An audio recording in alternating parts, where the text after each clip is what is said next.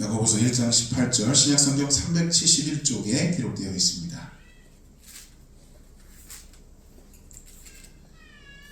자, 우리 한 절이니까요. 우리 함께 한 목소리로 봉독하겠습니다. 그가 피조물 중에 우리로 한 천열매가 되게 하시려고 자기의 뜻을 따라 진리의 말씀으로 우리를 나누셨느니라. 아멘. 할렐루야. 네, 우리 옆에 분하고 인사해 보시길 바랍니다. 주의 사랑으로 사랑합니다. 네, 하나님 함께 하십니다. 네, 새해 복 많이 받으세요. 네, 여러분 사랑합니다.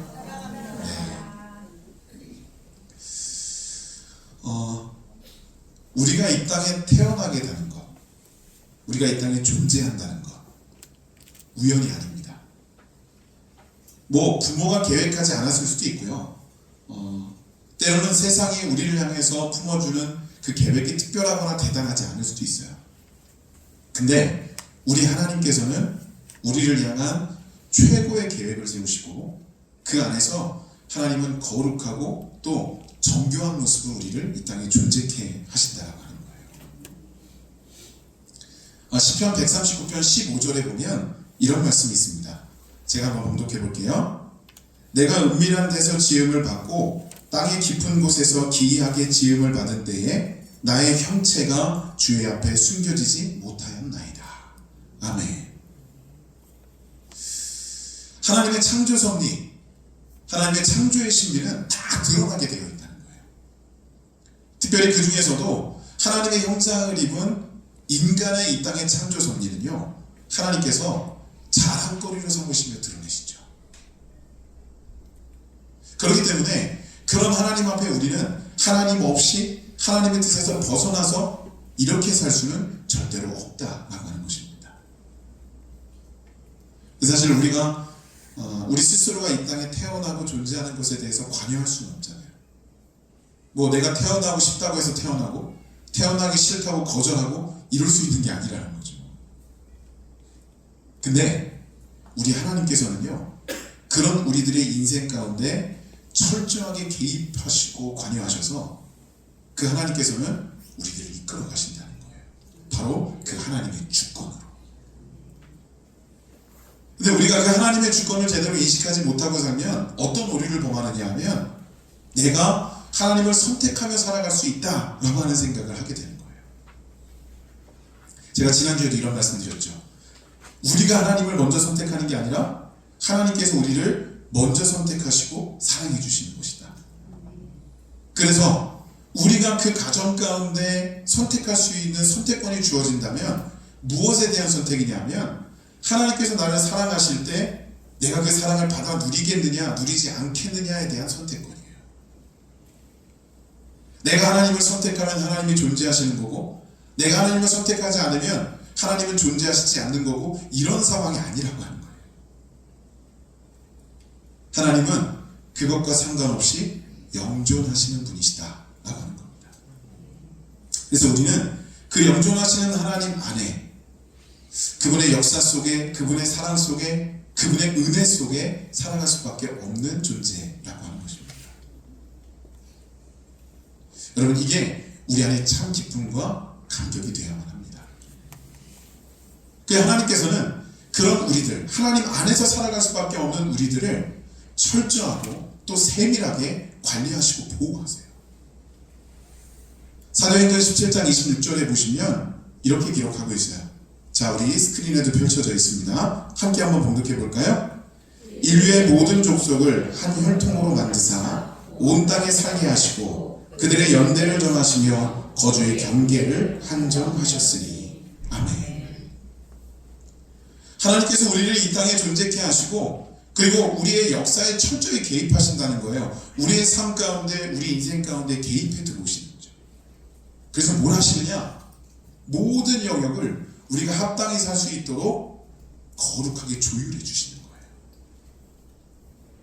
그러니까 여러분, 이런 하나님의 개입 없이 하나님께서 하시는 일 속에서가 아닌 우리 개인적인 의식 속에서의 우리의 삶은요, 사실 단 1분 1초도 살아나갈 수가 없다라고 하는 고백이 나올 수밖에 없다는 거예요. 여러분, 우리는 하나님 안에서 살아가고 있습니다. 제가 예전에 읽은 책 중에 이런 내용이 쓰여져 있더라고요. 부적절한 부모는 있어도 부적절한 자식은 없다. 많은 이들이 부모의 계획과 상관없이 태어날 수는 있지만 하나님의 목적 없이 태어날 수는 없다. 우리가 이 땅에 태어나서 세상으로부터 어떤 취급을 받던, 내가 뭘 얼마나 어떻게 소유하고 살아가던 간에 내가 이 땅에 존재하는 그 순간부터 하나님께서 주시는 거룩한 목적이 소유되는 거예요. 그래서 그런 우리들은 하나님 앞에 존귀할 수밖에 없고, 그런 우리들은 하나님 앞에 거룩하게 인정받는 진정한 걸작품일 수밖에 없다라고 하는 것입니다. 여러분, 절대로 우리는 우연히 이 땅에 존재하고 태어난 게 아니라는 거예요. 자, 그래서 저는 오늘 여러분과 함께 하나님께서 우리를 왜 선택하셨고, 또 우리를 선택하셔서 어떤 일을 이루시고 그 일을 이루시는 목적이 뭔가, 자, 이 부분에 대해서 함께 말씀을 좀 나눠볼 겁니다. 그러니까 소위 말해 우리의 존재 가치가 무엇이냐라고 하는 것을 함께 나눠볼 거예요. 물론 개인적으로 하나님과의 1대1의 관계에서의 우리의 존재 가치가 분명히 있어요. 그것도 중요하죠. 근데 오늘 저와 여러분이 함께 나눌 것은, 오늘 이 말씀을 통해서 신앙인들이, 하나님의 백성이 보편적으로 가질 수 있는 하나님 안에서의 존재 가치는 어떤 것이냐, 이 내용을 함께 좀 말씀으로 나눌 겁니다. 자, 일단 우리 에베소서 1장 4절 말씀을 한번 보시죠. 자, 우리 스크린에 펼쳐져 있습니다. 함께 한 목소리로 봉독할게요.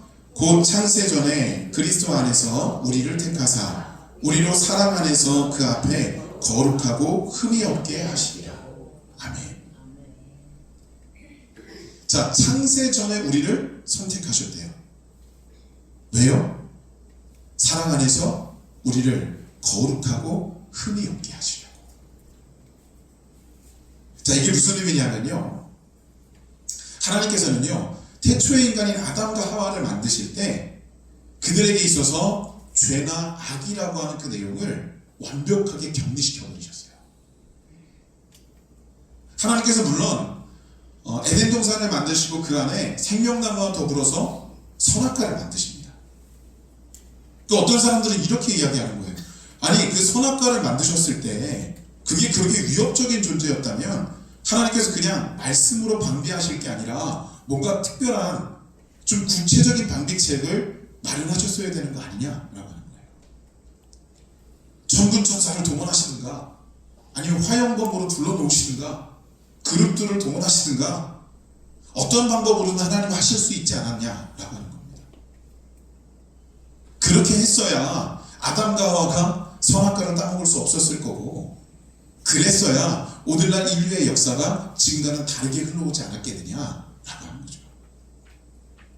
뭐 들어보면 나름 있어 보이는 말이기도 하고, 또 나름은 가능성이 있는 그런 가설이기도 합니다. 근데 여러분, 우리가 이걸 분명하게 생각하셔야 돼요. 하나님께서 방비를 안 하셨느냐? 아니에요. 단지 하나님께서 하신 그 방비의 방법은 인간의 영역과 인간의 가치와 다른 것이었기 때문에 우리가 인식하지 못했을 뿐이다라고 하는 거예요. 하나님은 어떻게 방비하셨느냐? 아담과 하와에게 그 악과 죄라고 하는 그 개념 자체를 안 심어주시는 거예요. 아담과 하와가 에덴 동산에서 살았잖아요. 그곳에서 살고 있으면서 그 선악과를 얼마나 많이 부딪혔겠어요. 그죠? 근데 아무런 감흥이 없는 거예요. 소위 말해 소 닭보들 쳐다보며 다니는 거죠. 하나님께서는 그 태초의 아담과 하와에게 그 어떠한 죄와 악에 대한 개념도 심어주시지 않았기 때문에, 아, 내가 때가 되면 저 선악과를 따먹고 하나님과 같이 지혜로워져야지, 내가 언젠가 분명히 이 선악과를 따먹어야지, 이 생각 자체를 품고 있지 않았다는 거예요.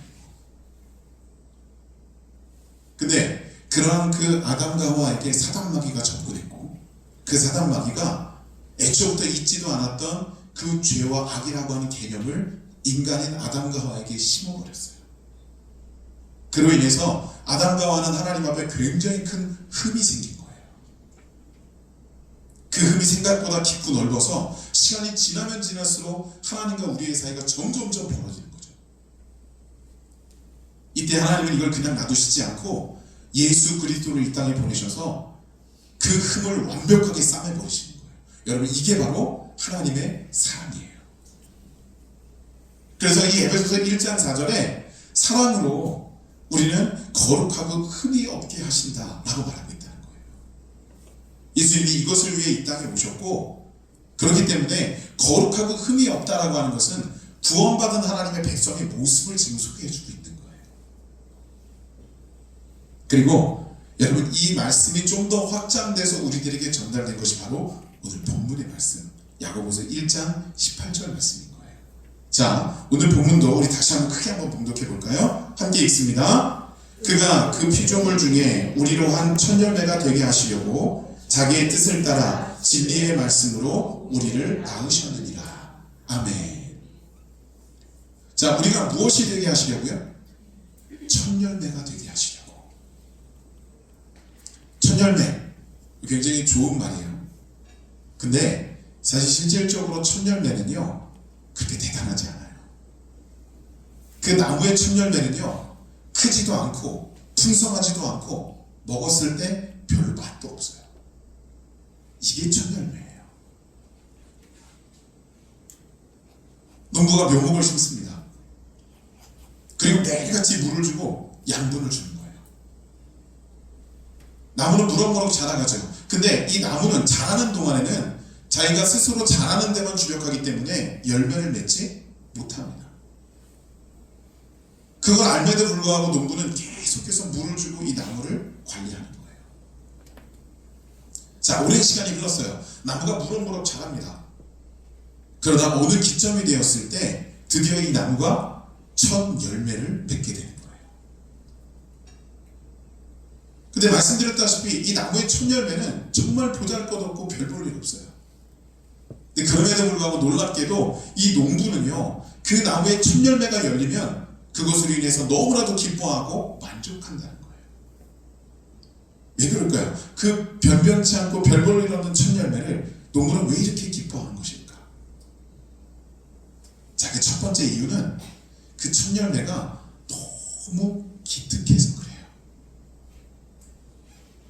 그곳에 심겨져서 얼마나 오랫동안 있었는지, 그 오랜 시간 동안 얼마나 고진 풍파를 겪었는지 이 농부는 그 나무에 대해서 다 보고 있었고, 그리고 그 나무가 그 긴 시간을 지나오면서 함께 했던 존재가 바로 이 농부이기 때문이에요.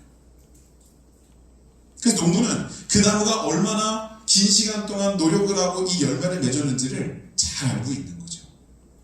그래서 열매를 맺자마자 그게 너무나도 감격스럽고 너무나도 기특한 거예요. 열매를 맺었네. 드디어 네가 해냈구나. 농부는 말할 수 없는 만족과 기쁨에 겪게 된다는 것입니다.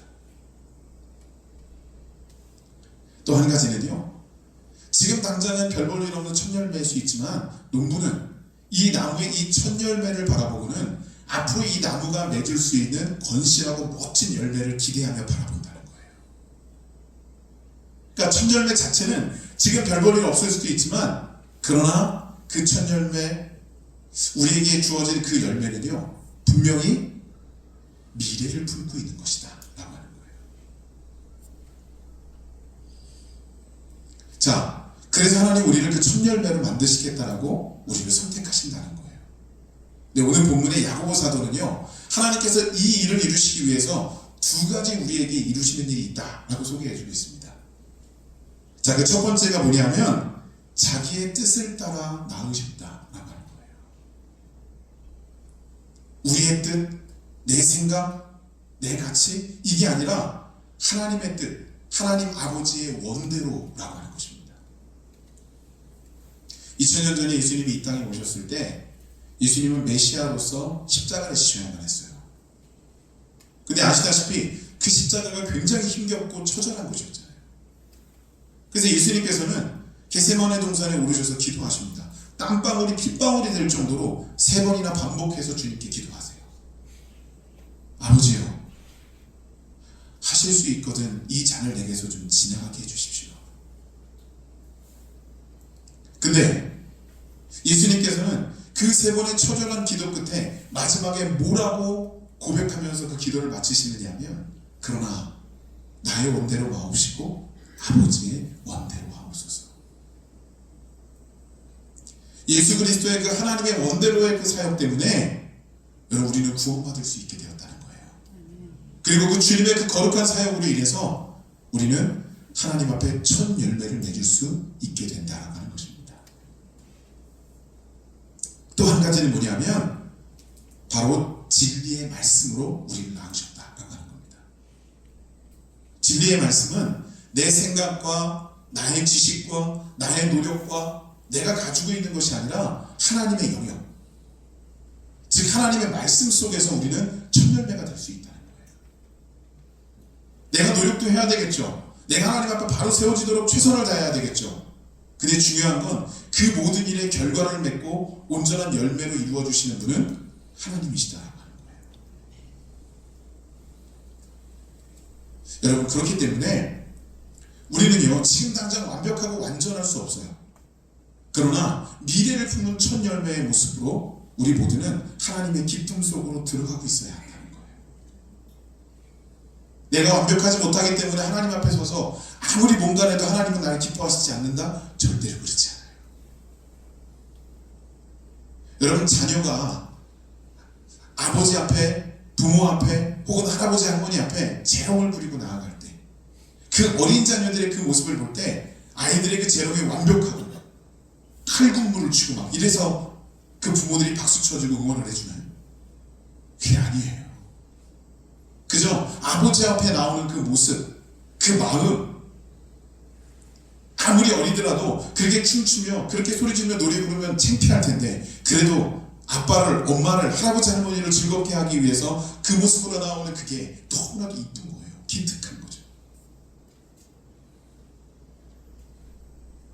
돈을 주고 보는 그 어떠한 공연보다도 멋지고 행복한 공연이 바로 그 자녀들의 모습이다라고 하는 겁니다. 우리는 하나님 앞에 그 모습으로 나아가는 거예요. 사랑하는 여러분, 우리 분명히 그 하나님 안에, 하나님의 역사 속에, 하나님의 사랑 속에, 하나님의 은혜 속에 우리 이 땅에 존재합니다. 절대로 우리는 우연히 존재하고 태어난 것이 아니라 하나님의 아주 정교한 계획 속에 우리는 하나님의 사랑 안에서 이 땅에 태어나고 존재한다는 거예요.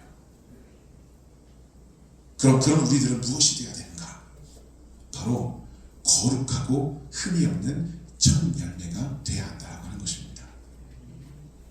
여러분, 우리가 바로 그 첫 열매로 미래를 품고 하나님의 기쁨 속으로 들어가는 신실한 그분의 자녀들, 그분의 백성들, 또 농부이신 주님 앞에 세워진 견실하고 신실한 나무가 되시기를 주의 이름으로 축복합니다. 기도하시겠습니다. 거룩하신 하나님, 감사합니다. 오늘 이 시간에도 우리는 주께서 우리들에게 허락해 주신 귀한 말씀 속에 우리가 하나님 앞에 어떤 존재인지 우리의 존재의 가치를 깨닫고 나아갑니다. 하나님 앞에 우리가 얼마나 소중한 존재이고 하나님께서 우리를 얼마나 정교하게 또한 최고의 계획 속에서 이 땅에 존재케 하시는지를 우리가 깨닫고 나갈 수 있도록 인도하여 주시옵소서. 이곳에는 우리 모두가, 한 사람 한 사람 모두가 하나님께서 인정하시는 걸작품이며 최고의 존귀한 존재라는 사실을 고백하며 세상 앞에 겸손하지만 당당한 인생을 살아가는 우리 모든 성도들이 될 수 있도록 인도하여 주시옵소서. 오늘도 주님께서 함께 허락하시고 또한 오늘부터 시작되는 이 설 명절에 우리 성도들의 모든 귀성길에 하나님께서 안전함으로 더하여 주시며 또한 그 모든 가족들과의 만남 가운데 또한 축복과 은혜와 행복함이 넘치는 귀한 모습이 될 수 있도록 인도하여 주시옵소서. 감사드리며 예수님의 이름으로 기도드렸습니다. 아멘.